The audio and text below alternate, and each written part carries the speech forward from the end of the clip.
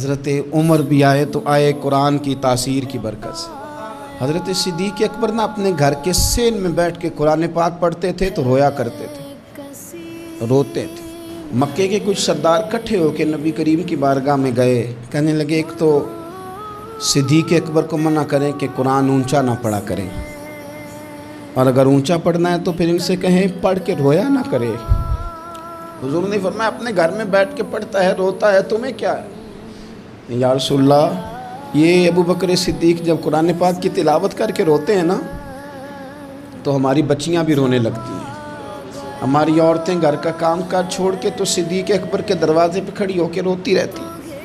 حضور ان سے کہیں یہ قرآن سے جو شغف ہے ان کا، کہاں گئے مسلمان جو قرآن پڑھنے والے تھے، کدھر گئے؟ سارا کچھ ہی ہمارا موبائل لے گیا۔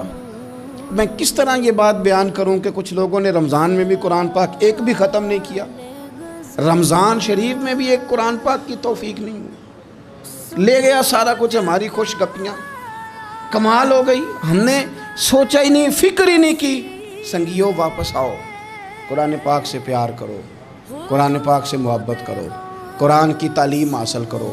لوگ کہتے ہیں میں بوڑھا ہو گیا ہوں، زبان موٹی ہو گئی ہے، قرآن کیسے سیکھوں؟ 38.5 سال کی عمر میں کلمہ پڑھا حضرت صدیق اکبر نے۔ کچھ صحابہ ان سے بھی عمر میں زیادہ تھے، تو بڑی عمر میں دین سیکھا کہ چھوٹی عمر میں سیکھا؟ ہمیں کیا ہو گیا ہے؟ قرآن پاک کی طرف توجہ کرو۔ میرے نبی پاک علیہ السلام نے فرمایا اس قرآن کی برکت سے اللہ قوموں کو عروج عطا کرے گا، اس کی برکت سے ہی قوموں کو زوال ہوگا۔ حضرت عائشہ صدیقہ کہتی ہیں حضور رات کو نماز کی نیت باندھتے تھے تو ایک ہی آیت پڑھتے تھے، ساری رات ایک ہی آیت پڑھتے رہتے تھے، روتے رہتے تھے۔ اور جب حضور روتے تھے تو جس طرح ہنڈیا ابلے تو آواز آتی ہے، اس طرح حضور کے سینے سے آواز آتی تھی۔ جبیر بن مطعم کہتے ہیں میں بدر کے قیدیوں کے بارے میں بات کرنے آیا حضور سے، تو نبی پاک مغرب کی جماعت کرا رہے تھے۔ جب میں مدینے پہنچا تو مسجد نبوی کے باہر کھڑے ہو کے میں نے حضور کی تلاوت سنی۔ فرماتے ہیں بس میں تو بات کرنے آیا تھا نا، تو وہ آیتیں سنی تو مجھے یوں لگا مجھ پہ بجلیاں گر رہی ہیں۔ کون ہے جو میرے دل کے کفر اور کفل دھو رہا ہے؟ بس قرآن سنتا گیا اور رب مجھے ایمان کی توفیق عطا فرماتا گیا۔ میں نے کلمہ پڑھ لیا، مسلمان قرآن ہی ہمارے ہر مسئلے کا حل ہے۔ میں کیا کروں؟ قرآن پڑھتے ہیں ہمارے ہاں، پر قبروں پہ پڑھا جاتا ہے، پر ختموں پہ۔ کیا قرآن پاک کا یہ حق نہیں تھا کہ وہ شادی والے دن بھی پڑھا جاتا؟ کیا قرآن پاک کا یہ حق نہیں تھا کہ وہ اسمبلی میں بھی پڑھا جاتا؟ قرآن پاک نہ شکایت کر رہا ہے، شکایت کرتا ہے کہ ان لوگوں نے نا مجھے ختموں پہ پڑھا ہے، اسمبلی میں نہیں پڑھا۔ وزیر اعظم کے خطاب سے پہلے تلاوت ہوتی ہے تو یہ تلاوت کے بعد یہ اعلان کیوں نہیں کرتے کہ ہم کریں گے وہ جو قرآن کہے گا؟ صدر کے خطاب سے پہلے تلاوت کراتے ہو تو یہ کیوں نہیں کہتے کہ اب ہوگا وہ جو قرآن کہہ رہا ہے؟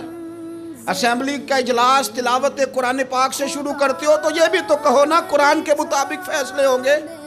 عدالتوں میں قسمیں اٹھانے کے لیے قرآن رہ گیا ہے، اس پہ ہاتھ رکھ کے کہو جو کہوں گا سچ کہوں گا۔